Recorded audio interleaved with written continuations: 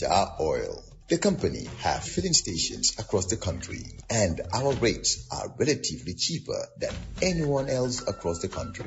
Jar Oil is the biggest producer and distributor of cement in the country with the most competitive prices in the market.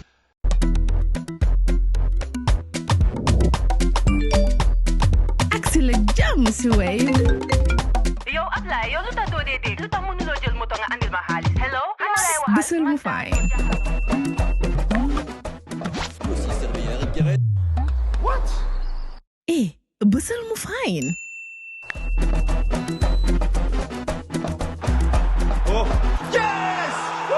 Wave Axina Gambia. Deposit and withdraw money, pay bills and buy mobile credit without fees. Transfer money wherever in the country for only 1% fee. At Wave.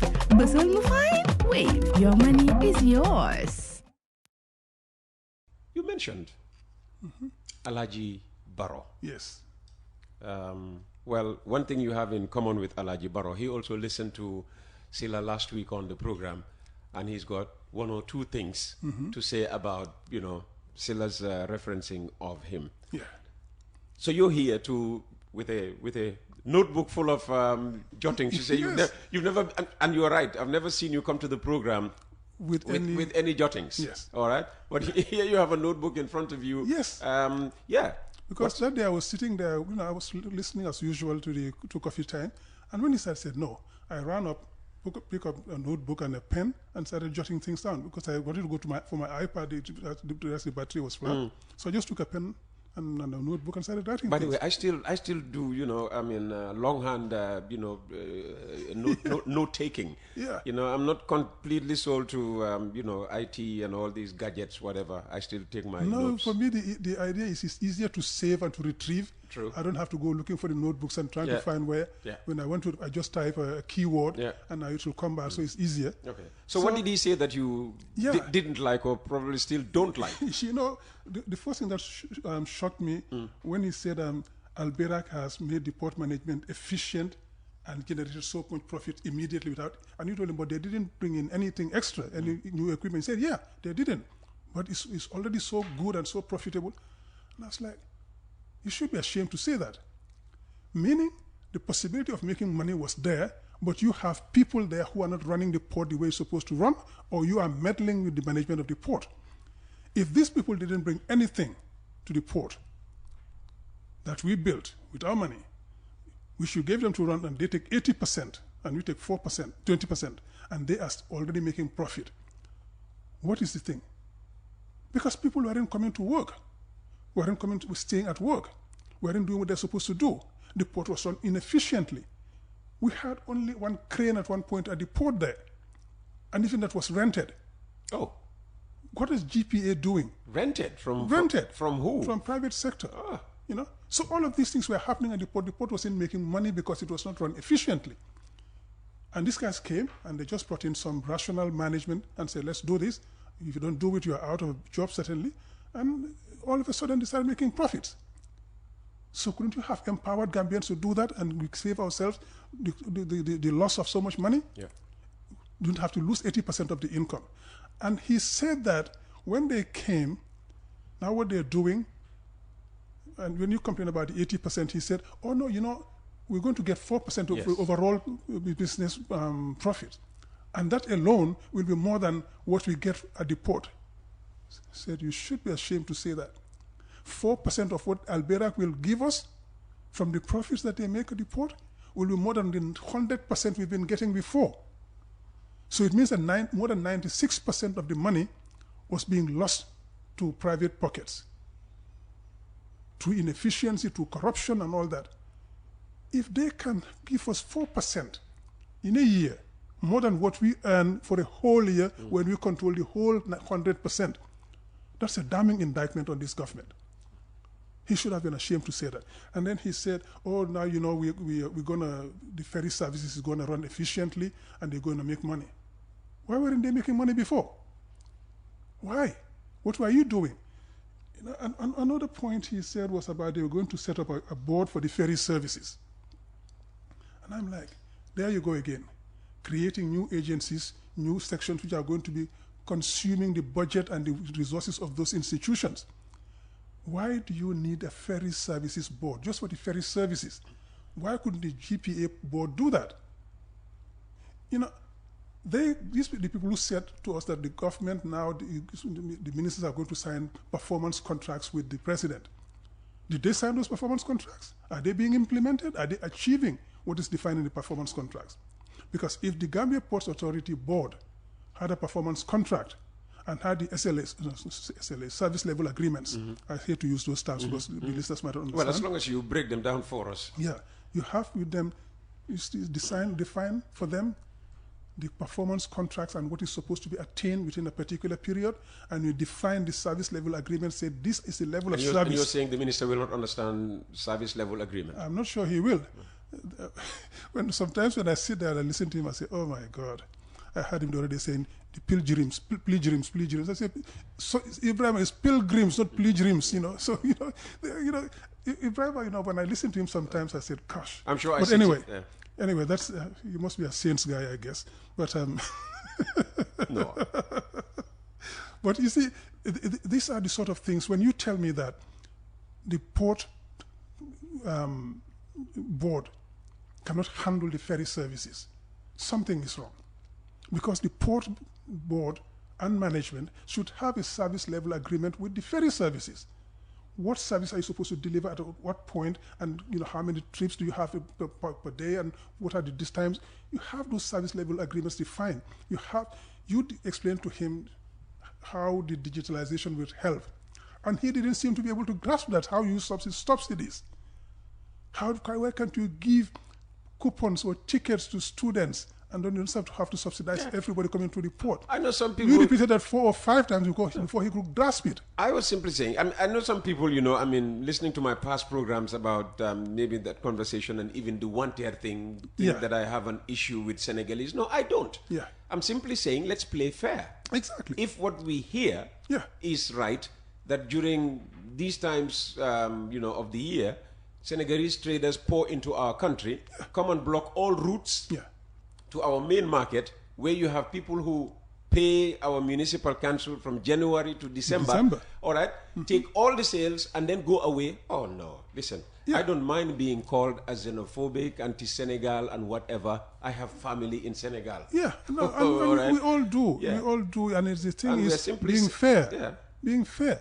I mean, I shouldn't get a subsidy on the ferry when the farmer is paying, the same thing as me. Yeah, I don't think Senegal subsidizes anything that, and they shouldn't. Gambians benefit from. Yeah, and they shouldn't, because they are not catering for the Gambia. Give coupons, tickets or whatever, and that will eliminate this and thing. It took you about 5 minutes to make him understand that what he's saying, and I was like, what is so difficult to understand about what Peter is saying? But so this is the sort of level that we get, because we have put round pegs in square holes, and these people are sitting there. Ibrahim comes here, he only regurgitates what his people tells him, and he comes here, all he hears, road furniture, that sort of thing. Explain to us. That seems to be where all our money is going in. That's where most of the taxpayer funds are going into. So he has to talk about that. And we are paying way more than we should for any of those roads. Well, they still insist that you are downplaying the cost of a kilometer of tarred road. You see, they say your estimation is way off target. What else can you expect from people like that? They know I'm telling the truth. You cannot put, now they've got another $54 million to continue with the work.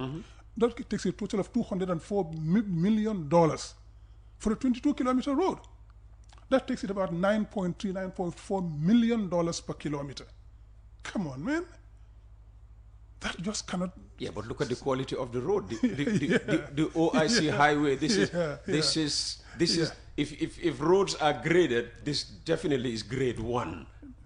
You see, it's not just what you see on the surface. It's what's beneath that counts a lot.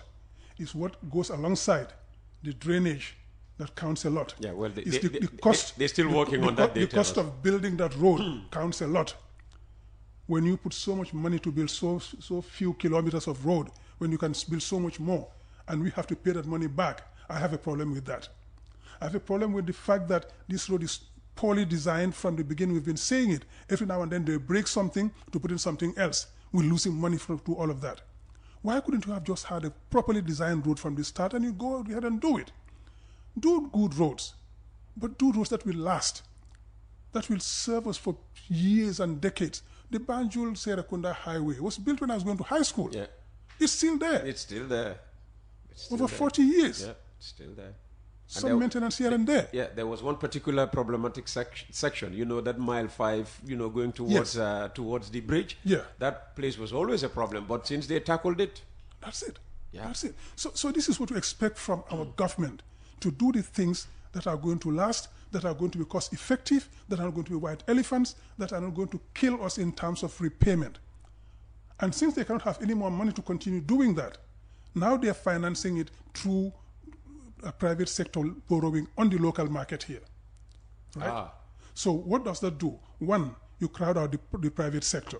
The money that's supposed to go to the private sector goes to those kind of projects, because government loans, when they get them, these are guaranteed. You will get paid anyway. Mm-hmm. So the money, instead of going to the private sector, goes to the sort of projects. Mm-hmm. Two, you get them at an extremely high cost. This is going to be 17 to 20% interest. For an infrastructure project, that's not even a toll road. That's not going to accrue any income directly. They'll do a toll from Stink Corner to behind Mandina Ring or Mandina wherever, or up to Sillah. See, these are the dreams they have, but which will not materialize. They will never get the funds for that. How do you mean they'll never get the funds? We are not graded CC minus CCCC. What they are targeting is the infrastructure bonds for the diaspora. Mm-hmm. That's what they're going for. One, these are the people you disenfranchise. Two, the diaspora knows that sort of project will not yield as much money as you need to be able to recover the cost and pay back their investment. It will not happen. Oh. These are extremely expensive investments. The Autoroute de Péage in Dakar, it is still in trouble. How? Because the revenue that is accruing is not up to the standard, to the level that is expected.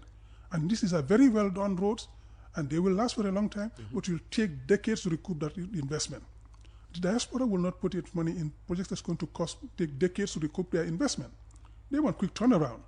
They will go invest in something else, not in infrastructure development. Infrastructure development, most of the time, is financed from the state resources because they are very low returns over a very long period of time.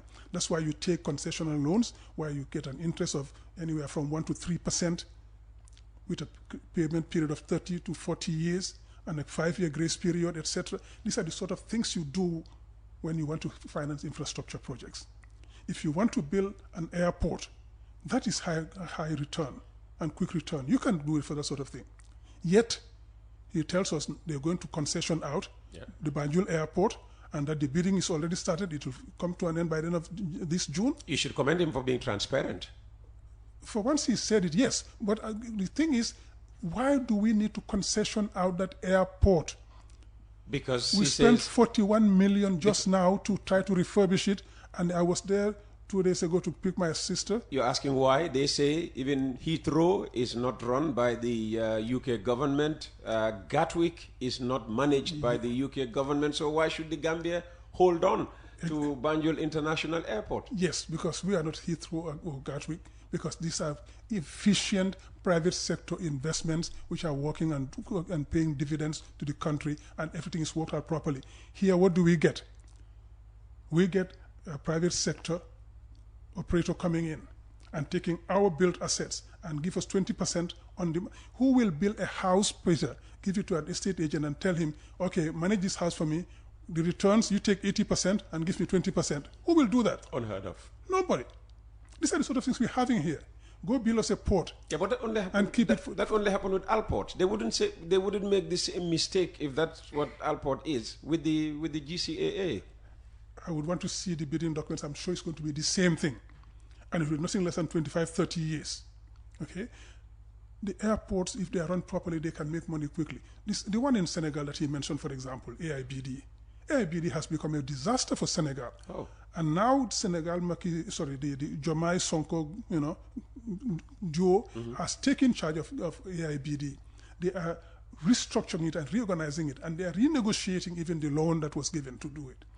Everything was so poorly done against the interests of Senegal and all for the private sector investors. Senegal was getting nothing out of it. It was overstaffed. The salaries were just amazing. Very high at the top, like here we have in the government, and very low at the bottom. So the performance levels are very low. Now they are changing all of that and reorganizing the airport, reorganizing the loan, and renegotiating the contract and everything to make it work for Senegal. The same thing we see with all the contracts that were signed by Macky in the oil sector, in the power sector, etc. They are all being renegotiated by Senegal to get more out of their own resources and reserves. But here, what do we get? We get the same bad habits continuing. You concession our bridge for 25 years, we are losing enormously. You've done the same thing for the port. Even before they build the new port, you give them the old port that we built. That port was working very well at a particular time. When Captain Sillah was the manager of the port, we even had a ship in the Gambia which is plying the high seas. He started recruiting and training Gambians as captains on those ships. I remember the first guy they recruited from Gambia school was Alagie Jallo. Oh, they went to the wrong school. Yeah, they went to the best. So he took Alagie Jallo. I think he was related to O.J. Jallo. He took him. He was one of the first they sent out to train as a captain. And then he came in my class in the sixth form. They took Gumbo Toure and Seni Jadama, and I can't remember who's the third one. They took them. They left after lower six. They didn't do upper six. Oh, okay. They took them from lower six and went to train them as captains. Captain Sillah had that vision. He was training Gambians to become captains to run our shipping industry, which was fledgling. They killed it. I don't know where Gumbo, Alagie... Yeah, but not this government. Of course not. This government is selling everything. It's not building. Not this government that killed off, marine project or whatever. Exactly. It must have been the previous government. Yeah, that was in the Jawara government. But that was in the Jawara government. They were trained by the Jawara government. Yes. Was it also killed while the Jawara government was still in power? No, when Jawara left, when Jammeh came. That's what I'm saying. That's when they killed it. So Jammeh killed the idea, yes. So these people had vision and they had ambition for this country. So he wanted to develop our marine industry, develop our shipping industry, bought a ship for the Gambia. If that worked properly, if they had followed up on that, he was training captains to run those ships, we could have bought a lot more ships and done more. Sillah tells you, oh, no, the world has changed, the paradigm has shifted, so we are working differently. No, we shouldn't. Ghana had the Black Star shipping line, which was doing very well, until the military came over and took over and destroyed the same thing as well. West Africa, Francophone Africa had Air Afrique, which was doing extremely well, until they had the bad idea of giving it to Air Afrique, its competitor, to run it. Air Afrique killed it. In Senegal next door here, Sonatel was doing extremely well, the equivalent of our Gamtel, was doing extremely well. What did they do? Wad gave it to Orange. So Orange undermined Sonatel. They would go negotiate contracts, come with the contracts, and get Sonatel to implement those contracts. And they moved the technicians, the managers from the position they were running and moved to the position where they would become inefficient. Sonatel started having whole sorts of problems. Now again, Jomai Sonko government is trying to restructure all of that, do it again. In the meantime, what is happening to our Gamtel, Gamcel in this country? We are selling it off. Well, they are rotting away in the first place. I mean, it gets to a point where who would want to buy Gamtel, Gamcel in its current state? But the question is, why did they rot? And if they are selling them off, you think anybody would buy those things if they're not potentially viable? That's what I'm saying now. You look at Gamtel, Gamcel. I mean, if they will go like hot cake. If they don't, as they are right now? They will go. Because they are potentially money-making enterprises. Okay. Peter, QCell and AfriCell are making tons of money in this country. Gamtel, which owns the infrastructure, is making losses. It's just a question of management. Gamtel is way overstaffed. Gamtel has its hands tied behind its back in a competition with other companies on the market. Gamtel cannot even borrow money to invest. So when you do that sort of thing, you set them up for failure, you make sure they fail, and then you blame them for their failure, and then you sell them off. NAWEC should be making a lot of money. Now that you've mentioned it, before you go on, yes, you must be pleased that the agreement with Car Powership has come to an end. Absolutely. Absolutely. How is that beneficial to the country? How could it be beneficial? Oh, it's not yet? Okay. It's not yet. I thought, well, what we were giving them monthly, at least we could yes, that's why. We're giving them in excess of $30 million a year. Oh, wow. That's a lot of money. And they've been here for, I think, 6-7 years. That's in excess of $200 million. And just like the highway, you see, these things are done very rationally and in a very well thought out manners. A megawatt of power takes about $1 million as well to install. So $200 million would install for you minimum 200 megawatts of power. Seriously? Yes. More than the whole country needs? Exactly. More than the whole country needs? So for this time... We've given that away for exactly. about 6-7 years? Yeah. And these people are giving us only 30 megawatts. Oh, wow. So if you take the 200 million plus that was given to Car Power and you invest it in generation capacity, we would have had at least 200 megawatts of power. Currently, we are generating less than 50 megawatts today. The country, according to their own estimates, needs about 97 megawatts. But if you're going to do rural electrification, all this, we'll get maybe about 150, 160 megawatts, and the whole country is supplied with power. You have 40 megawatts extra to sell. We are in the West Africa power pool. We can sell the excess power to the West African power pool, and we make money. Yeah, sure. We can bring in independent power producers as well if we want to. Part of the 200 million, which is lost, it was a sunk cost, we could have put that in solar generation, in wind power generation. Currently, solar power generation, you're looking at $1.2 million per megawatt. And the advantage of that is that you wouldn't go to buy your heavy fuel oil. Yeah. So you have that investment, you're fine. We have sunlight all around the year in this country. So the Jambur project is a very positive project. It's a positive project, and negotiated by Hussein Dabo, by the way. Oh, really? Yeah. So if we have another 7-8 Jambur projects around the country, we have enough power for the Gambia. So, but why don't we put in our money in those kind of projects? Because these ones are going to people who will get kickbacks, to companies who will give kickbacks to other people. That's why they were here. This was supposed to be a short-term project, a stopgap measure. But it stayed in this country for 7 years. Should have been here for not more than 2 years. Max. I was 6 there. months. I was there for the unveiling. 6 months would have been enough. We were promised 2 years. Okay. You know? Even that is too long, but it should have been a stopgap measure for a short period of time. But because there is no vision and there is no desire to work for this country, these are people who are thinking of how do I get rich? Because politics has become a shortcut to wealth in this country. And it should not be. Politics should be a real calling. You go there, you fight for this country, you make it work. And you walk away with that pride. I have contributed to the development of my country. People are listening. If the UDP ever comes to power and suddenly they see Lamin Mane changing from, maybe a Mitsubishi, middle range car to some, highest multi-whatever SUV. They should call me out and say, but that will not happen. A UDP government would not behave like this. You see, all of these V8 cars they bought for the OIC summit, which they're all driving around today, why do you need that for a minister? They are special people. That's what they want to make us believe. They're doing a service for you. That's what they want to make us believe. You see, when you come to a country to do a service for the country, I heard Alagie Barrow say something like that, one of his essays, and that was extremely good. When the guy rendering service to the country, as a minister, as a prime minister, whatever, as an MP, is richer than the average Gambian, there's something wrong. You're working for yourself, not for the country. And that's what it's supposed to be.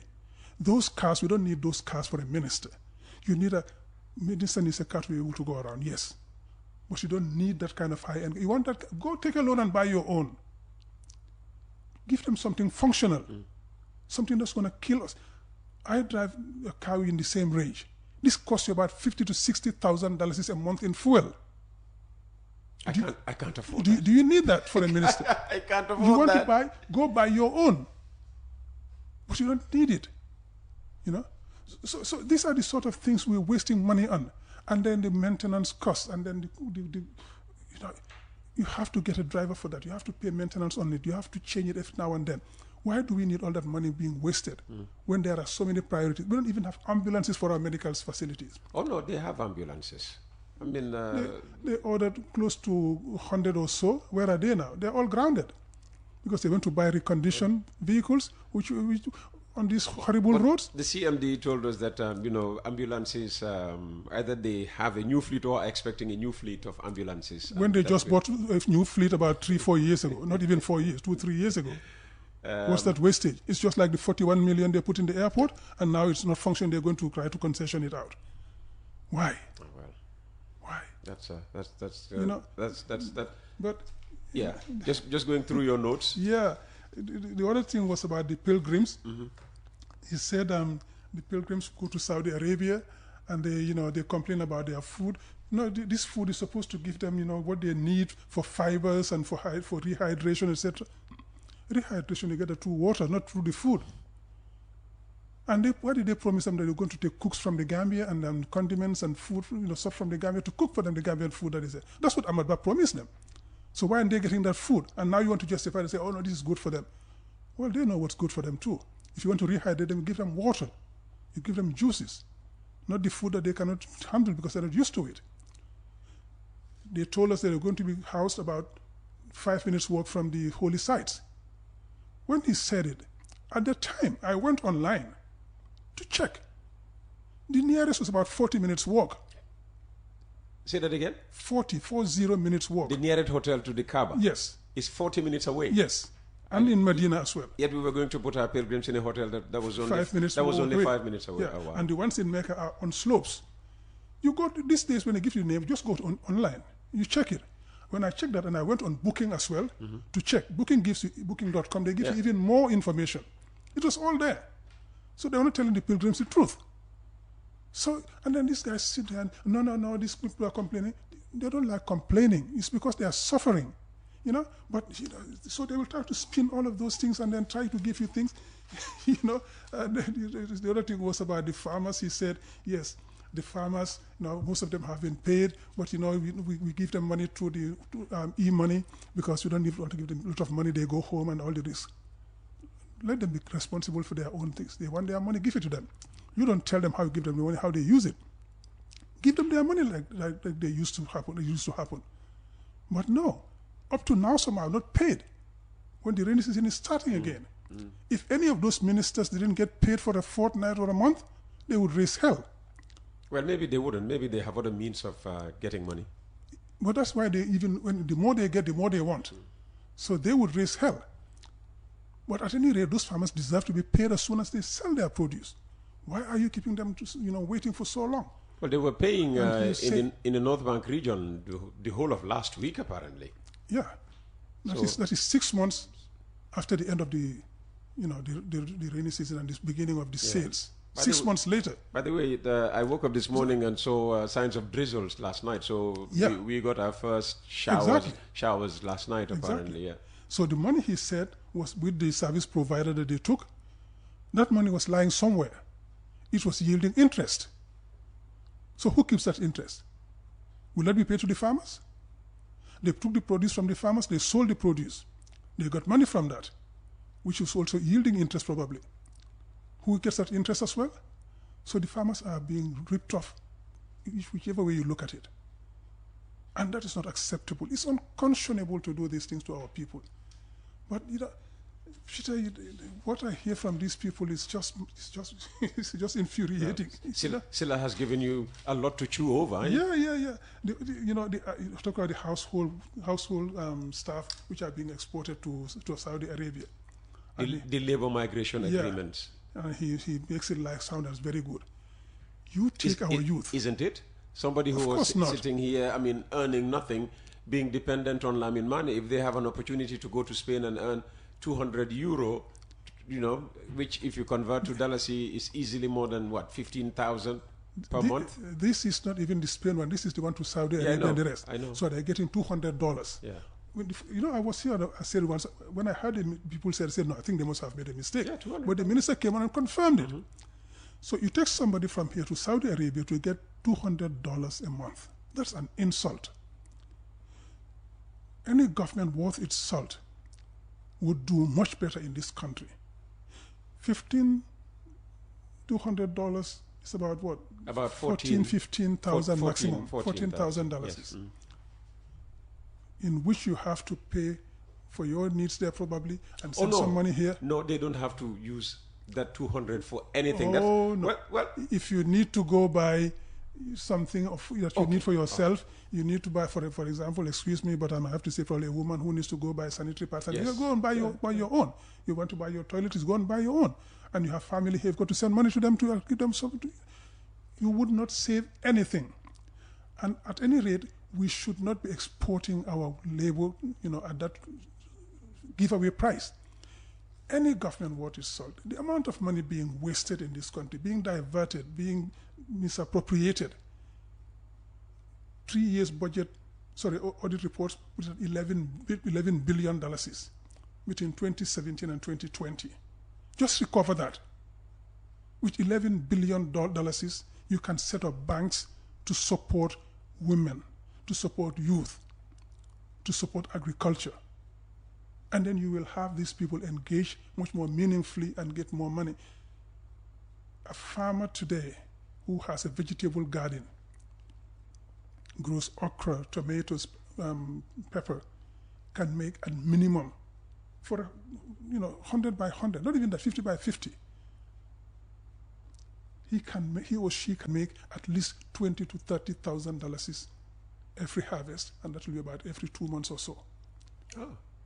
Why can't you do that? Why can't you help them that? The Tabaski sales are going on. The rams, I heard the gentleman who was here this morning. Yeah, and they're encouraging especially, women. Exactly. So if you can sell a ram for $15,000 to $20,000, if you sell, I think that's the 10, least you can expect this year. Yeah. With the foreign exchange crisis. Right. I bought mine. I paid $22,000. Well, lucky you. And I was lucky to have gone early. So and that's buying early. Yeah. So if you get 10 of that, you have $220,000. So if you help those people to raise those livestock. Yeah, but then they say we Gambians are not serious about such work. See, that's the excuse. We don't want to do. What are they doing to help?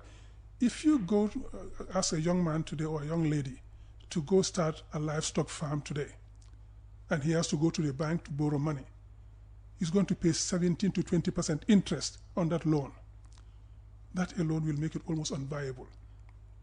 If we have banks set up by the state to help in that area, you can give them subsidized interest or even interest-free, and then you help them to start up and get those things going. What you lose in interest, you will earn in taxes, in employment, etc. Any of those people who gets a job, starts a poultry farm, starts a cattle breeding or whatever, they will employ 2-3 people, etc., extra on the farm. So you're creating jobs for the younger generation. You're reducing unemployment, and each of those people will be consumers. They'll be paying taxes. They'll be paying taxes on their income. They'll be paying taxes anytime they buy things. So you widen the tax base. You increase the amount of money coming into the GRA, and then you can finance our development and the rest from that. Just even before the money that's supposed to come in as dividends from the SOEs come in. Well, of course, they're selling us all of our SOEs, so we don't have any dividends coming from there. Because the SOEs are supposed to be able to finance our development projects.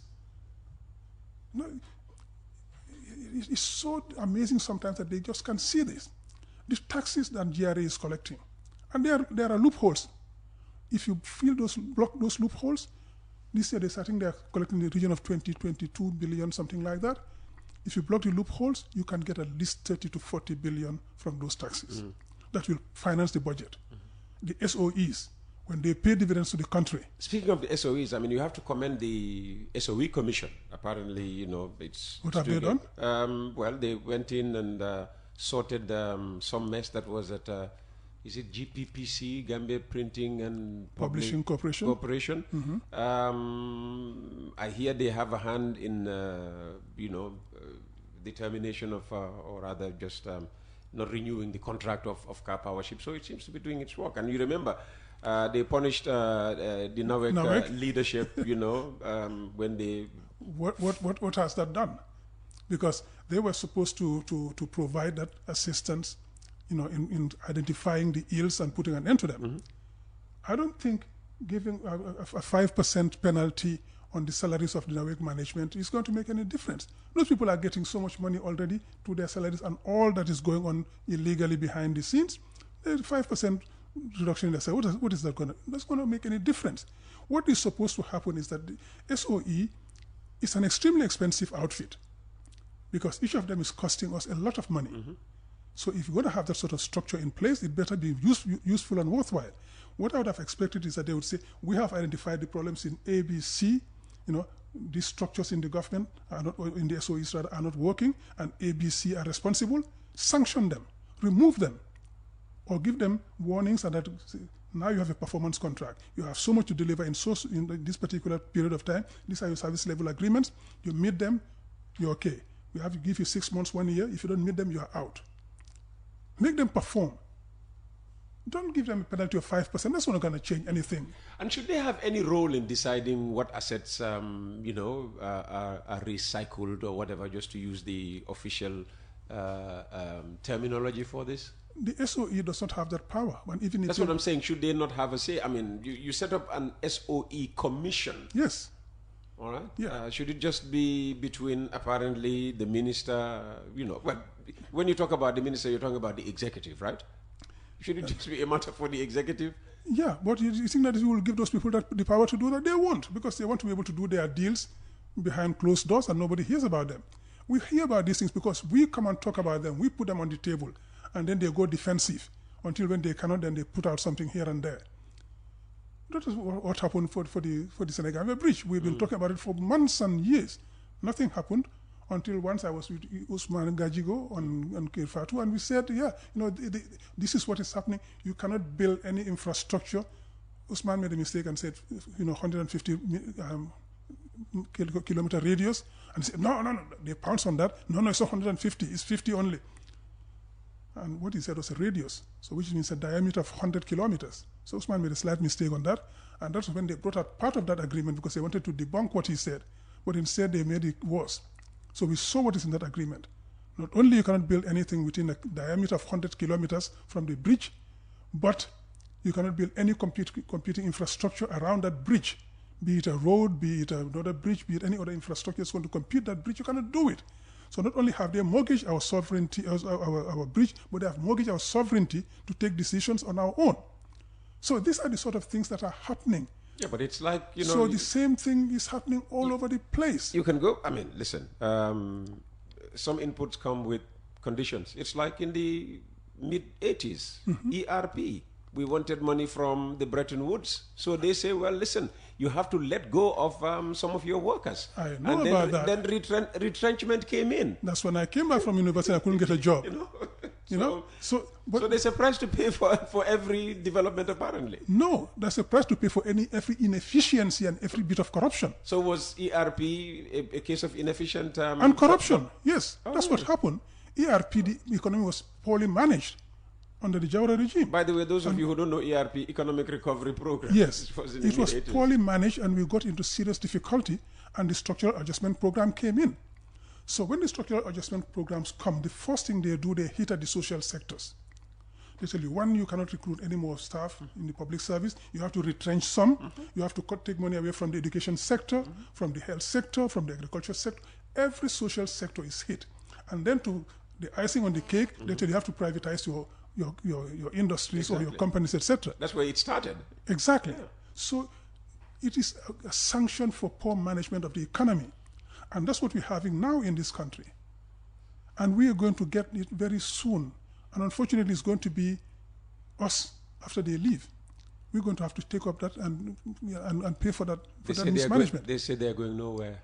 Yeah, they wish. Barrow says his wish, I can say it's a wish. His Yeah. wish is for this country to be run by NPP for over a century. Yeah, except that he forgets that the Gambians are tired of the mismanagement and all the suffering they are going through.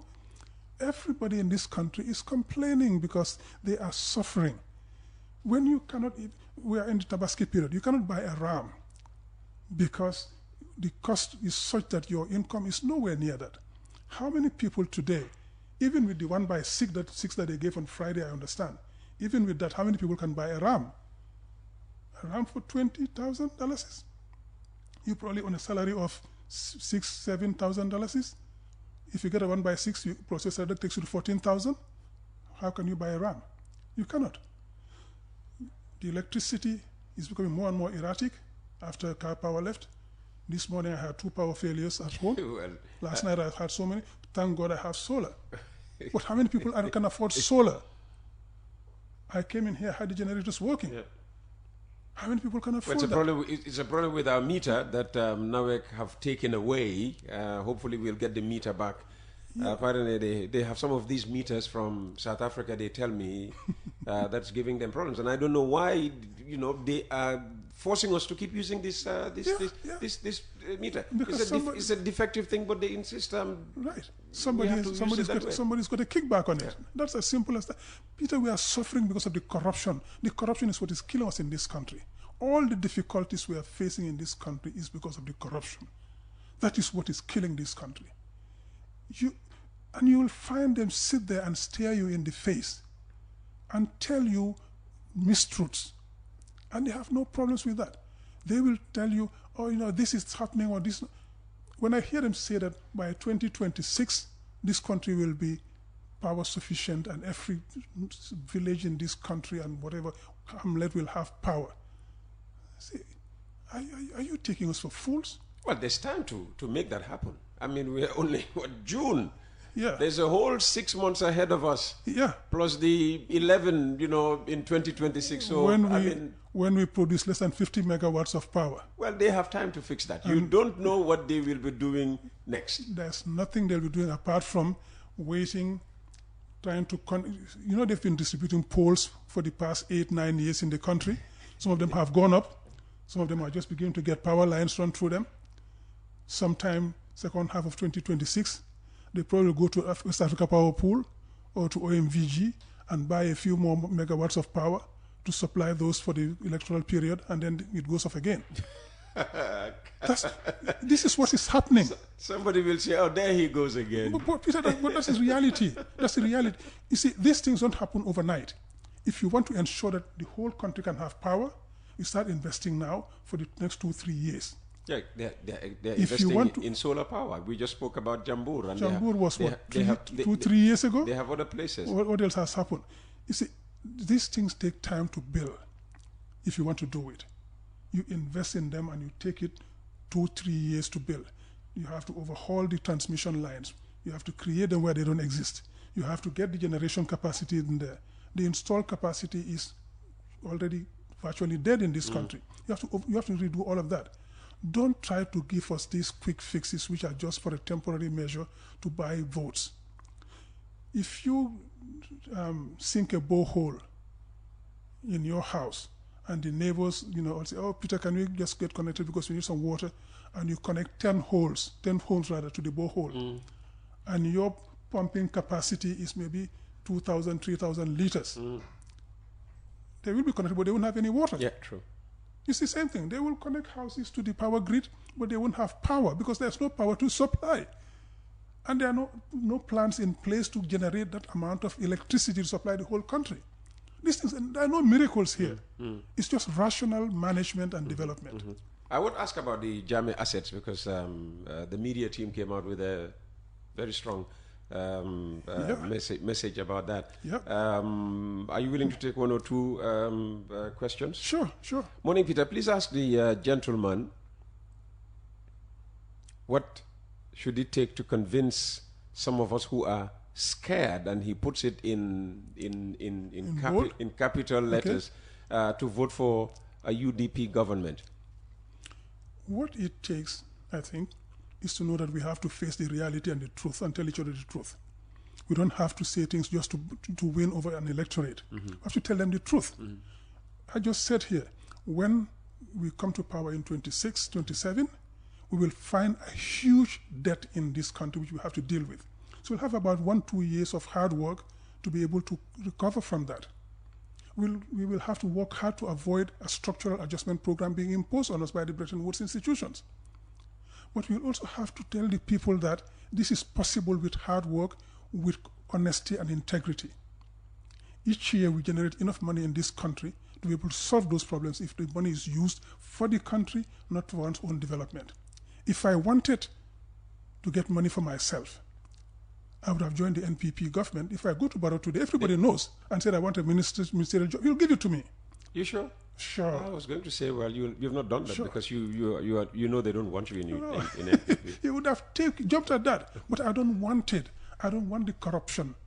What I want is to be able to work for my country, to give back. This country has given me a lot. I want to give back. I don't want any of that money. And if you go into this government, you have to go for that. Yeah.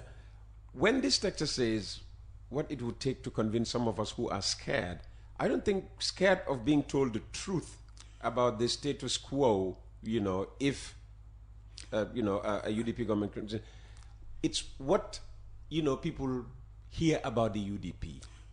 And, you've dealt with this before, and you've said that these are mistruths that are being peddled about these, like people like minorities, for instance. Oh, no, the UDP has said that if they ever come to power, all Manjagos are going to be shifted out of this country into Guinea-Bissau. I said, you take me to Guinea-Bissau on the basis of what? How will that happen? How will that happen, Peter? A Gambia without Manjagos is not a Gambia. Gambia without Fullers is not a Gambia, because they're talking about the Fullers, the Manjagos, the Jolas, etc. Why would anybody want to do that? Quite the opposite. We want to attract people into this country. Because anybody who comes with new talent, new skills, and new money to invest, etc. That's what we want. That's why the US is where it is. It has pulled in all the talents from all around the world. Peter, my wife is half Fuller. You wouldn't send her to Guinea? Of course not. Even if she came from Guinea. She did, but if she did, I wouldn't. Yes. And we are wanting to get, legislation we would like to put in place, for example. People who come to this country, who are born in this country, we should have a change in legislation. It's called the jus soli, the right to citizenship through birth. People have been in this country for 20 years, 30 years. Their parents came here, they were born here, and they cannot become Gambian because both parents are foreign. Yeah. So basically, they are stateless. How do you deal with that? Yeah, and we have we have about, 600 in Ghana town. Exactly. And these people are Gambians. They are not going back to Ghana. But they have no state. But they have nowhere to go back to. Exactly. Okay, their parents may have come from Ghana, but... So why do you not change the legislation to accommodate those kind of people? They are supposed to be Gambian. So this is what we are working towards. Not Does the 1997 Constitution say just one of the parents is required to be Gambian? Well, in this case, both of them are not Gambian. If both of them are not Gambian. Both of them are not Gambian. You are not Gambian. But if you've been here for 15 years, are you not entitled to naturalization? That's what I'm saying. You don't even need naturalization. I think if you're born here, I would say by the time you turn 18 at the latest, and you're here, you should be given nationality. Yeah, well, look at what Trump is trying to do in the quite the opposite, exactly. But that's U.S. got to where it got because they have this jus soli. Anybody who's born in American territory is an American citizen. So that's what got them where they are. Good morning, Uncle Peter. I, like Mr. Mane, I'm struggling to describe my anger with regard to the GPA agreement. Just 20%? Allahu Akbar. You see, you are already influencing people in a negative way against it's wrong. The ports deal. Good morning, Uncle Peter. Tell your guest he is sugarcoating the car powership deal. It was UDP tycoon, Mr. Conte of Dabanani, who facilitated the deal. So says Abubakar in Banjurunding. Whoever facilitated that deal, it should never have happened. Even if it were Hussein Udab, which is not, we should have said no, and we will continue to say no. It's not because somebody UDP, Dabanani is a business operator. he was going there, probably he might have an interest in that. If he was the one who facilitated it, it shouldn't have happened. So it's not who facilitated it, it's what is good for the country. That's what we're talking about. I don't care who facilitated it, really. But these are some of the things that people latch on to say, well, you know, when they were in authority, Hussein Udabo would have been the Minister of External Affairs, if not Vice President at the time. When they were in authority, you know, I mean, they supported everything they are now condemning now that they've been, you know, kicked out of power. No, they didn't support them. Most of the time they went to cabinet and spoke against them. But they were overruled. And in a government there is solidarity. Whatever happens in cabinet, you are all responsible for it, yes. But that doesn't mean that you condone it. When Amadou Sane said, let's get rid of all of these vehicles that are costing us so much money, and we can save $300 million a year on those vehicles, he prepared the paper, he went to cabinet, we went to parliament approved and everything. They needed to go to cabinet to have it moved and implement. And Barrow stopped it. So. Okay. Good morning, Peter. There's an Indian company selling apartments in dollars in a Dalasi country. Yeah. Can we buy apartments in Dalasi in India? Exactly. Would you know anything about this? But even I think I do. The allegation that okay, go ahead. I do. Let me hear what you make of it. The legal tender in this country is Dalasi. So these people shouldn't be allowed to sell those apartments in dollars. They can sell the Dalasi equivalent. They can charge it in dollars and sell the Dalasi equivalent. But they shouldn't ask for dollars.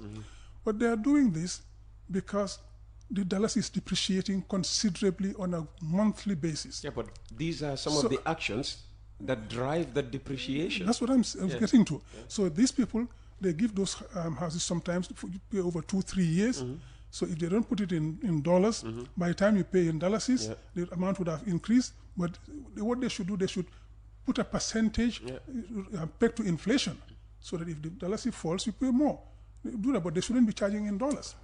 Because it just makes it even worse. Good morning, Peter. It's people like Lamin who are intelligent, knowledgeable, professional, experienced, have integrity, articulate, and forthright, whom you should be having on your program. I'm so delighted listening to him, enlightening the listeners. Intelligent, knowledgeable, from Gambia High School. From Gambia School, Are you kidding me? Good morning, Mr. Gomez. The problem Gambia is facing today is 90% because of UDP for giving us Barrow. They are the biggest opposition party in the country, but can't win presidential elections because of their way of politicking. Just like Man United being the most followed team with, he's pushing all the followed team with no silverware. With due respect, let the man choose a successor and rally behind him to get Barrow out of office, because it's the duty of the UDP to remove what they installed. Good. I can't stop laughing. And please, Mr. Gomez, invite the foreign minister to coffee time. Gambians abroad need some answers. And this is from ML in Nairobi. Okay. ML, you are just only forcing me to say that Tangara does not respond to even our phone call. Yeah, which is unfortunate. Because as a public servant, you should be answerable and you should be accountable for what you do and say. You must help remove that which you helped install. Exactly. I've never had it put this way. Exactly, and that's what we've been trying to do for the past 7 years or so. That's why we tried to move in 26. Because 2016, we did contribute to his election. We put him forward as a candidate. But he turned to be the worst thing that could happen to the country. So he betrayed all the trust put in him. Is that what you taught him in UDP? Is he only doing what he was taught as a politician? No, because he hid his real being when he was in UDP. When he got out of UDP and he got the opportunity to go corrupt, he took that course. And when we saw that, we said, this is not what we bargained for. So we want you out. And then he said, I'm staying, and he latched on to CD Njai and Fabakari Tambonjata and recycled all the APRC guys to do what Jammeh was doing. So we want him out. Yes, we brought him in there. That's true. So that's why we want him out, to be able to put somebody who will work for this country. We don't want to do that because we would have stayed with him in the government. But we don't believe in that. That's why we want him out. He's right. We should get him out, and we are doing our utmost to get him out, and inshallah in 2026 we'll get him out. Lamin, 23 minutes already past 10 o'clock. Some parting words, because I've got other news that I've got to bring people. It goes so fast anytime I come here. Sitting across this Saints guy, we just can't seem to have enough time. You've been here over 90 minutes, can you believe? And, you know, it just sounds like 30 minutes, you know. Well, so, really, yeah, Peter, as usual, it's always a pleasure coming here and, you know, sitting across a Saints guy and discussing all of these serious issues, you know. And you don't know. Begrudgingly, I'll say congrats for Liverpool this year. Begrudgingly, but I'll still say that. But, you know, beyond... ML, you know, gave the right analogy. I didn't touch the Manchester United thing because... Just like when you... he's silverware. He's rubbing it in, so I wouldn't touch that one. No, but beyond that, Peter, you know, beyond the friendship between us and all that, we really need to take our country back. We can't get the Gambia drift any further away. Country back from who? Foreigners are not running our country. From Barrow. They may be providing security at State House, but that's all it is. Yeah, we're getting it back from the people, Gambians, who are supposed to be developing this country and who are driving the country into the ground. We've got to get it back from them and tell them that this country belongs to all of us and we all need to be able to live here comfortably. And it can be done if we have the desire to do so. Since they have shown that they are not interested in that, we take our country back from them and put it back on the right track. Peter, I keep saying, when the UDP comes to power in this country... Not if. No, not if. Not if. And we are talking to other people within the opposition. And we hope that we will really come very soon. With a view to coming up with a coalition? Yes, a coalition of some sort. We hope we get to that very quickly. And when we do, and we move this country forward, because, you know, I keep saying this, UDP cannot alone take control of this government. We need every son and daughter of this country who has competence and integrity to come in and contribute. But to come in, to be ready to be behind UDP. It will be a UDP-led coalition, certainly, because, you know, the biggest party, that's normal, you know, if you want to be honest with ourselves. You cannot expect UDP to come in and hand it over to somebody else. That is not going to be reasonable, it's not going to work. But if UDP were to lead, we would have fair distribution of all the things in this country, including the posts that are supposed to be run, to be able to get this. What we're interested in is people who can take this country out of these doldrums and move it to a place where we can all live decent lives, where we can all think of how best we can make our kids grow in the next couple of years to take this country to where it can be. Yeah. See, Peter, a government is supposed to have vision and move the country forward. At a time when we see Senegal moving in giant steps today with Diomaye and Sonko, and who are planning 10, 20, 30 years ahead where they take Senegal, and we are doing nothing but stagnating. They would argue, you know, that the government will say we've achieved a lot in the past 7 years. No, Peter. When you ask them, they'll tell you we build roads. Yeah. Those roads come at a very high cost that we will be paying, and which is again going to end up pushing out into another economic recovery program. And when we get to that, we won't have enough money even to maintain those roads. There will be goodwill, like there was in when you went to this roundtable conference in Brussels. Yes, because there was a change from a dictatorship after 22 years without any bloodshed. Okay. It's not going to be the same this time round. We don't have the same kind of thing, so we take a lot more negotiation and a lot more hard work to be able to change things around. But it is possible. If nothing else, if we put an end to or reduce considerably corruption in this country, we are going places. Just report $4 billion given away in tax breaks in 1 year. For you, this must be very painful. You can't stop referencing the ports all the time. No, it is extremely... Is that how everybody feels in UDP, or this is just a Lamin Mane thing? Lamin Mane, but I believe a lot of people beyond UDP feel that way. Peter, when Captain Sillah and the rest were there, ports was generating so much money for this country. You reminded of that already. We can do the same thing again. Just the tax break of $4 billion. Apparently it's generating money, only that all that money is not being kept by the country. Well, the money that's generating is being spent on the staff and whatever, and nothing comes. When the ports give you a couple of tens of millions of dollars a year, when they're supposed to be giving tens of billions of dollars, what is it? Where's the money going? So this is a huge income generating facility in the country. The port, the airport, NAWEC, Gamcel, all of these things. What will you do about secure report? Scrap it. immediately, on day one, scrap it. Okay? This is one thing for which there's zero accountability. No, nobody nothing. seems to know where the money is going. No, nobody Ask knows. anybody. It's not captured by. And it's one of those contracts that you can cancel without having to pay any penalties. Really? Yes, because it's totally opaque and totally illegal. You can cancel them. There are a number of them like that. Some you have to cancel and pay some money, yes. And there are Gambians who are complaining about having to pay $1,400 or $20 or €20 or £20 or whatever. The airport should be generating so much money. So all of these things put together, we can collect so much money in this country and develop the country. And when we have that, part of that goes towards new investments. And when investors see that you have put in part of your own money into any project, I mean, they know you're serious about this, and you'll be able to leverage that and bring more money into the country to work. That's what where we're going to go. We're not going to get another round table of 1.7 billion. It's not going to happen. So we've got to be imaginative, we've got to be innovative and do things that are going to bring money and run this country.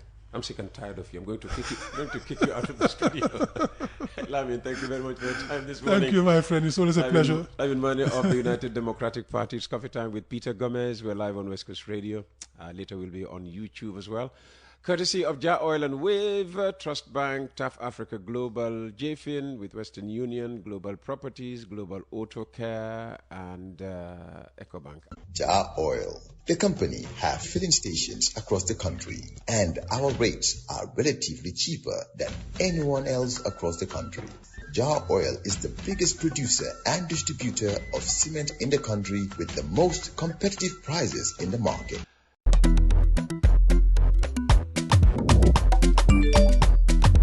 Sillah jam si Wave. Yo, apply. Yo, luta do de. Luta mo nulo jël moto nga andil ma xaalis. Hello? Ano lay waxaat? Bisul mu fine. What? Bisul mu fine.